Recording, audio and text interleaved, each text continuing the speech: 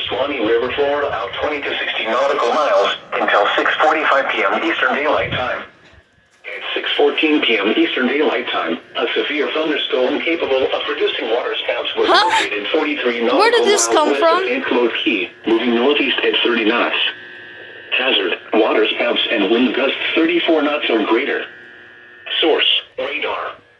Impact: waterspouts can quickly form and capsize boats, damage vessels, and create suddenly higher waves.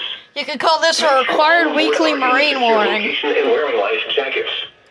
Expect wind gusts in excess of 34 knots, suddenly higher waves, frequent lightning, and heavy downpours. Make sure all on board are wearing life jackets.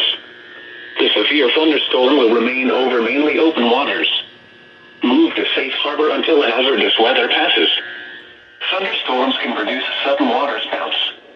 Waterspouts can easily overturn boats and create locally hazardous seas. Seek safe harbor immediately. Huh.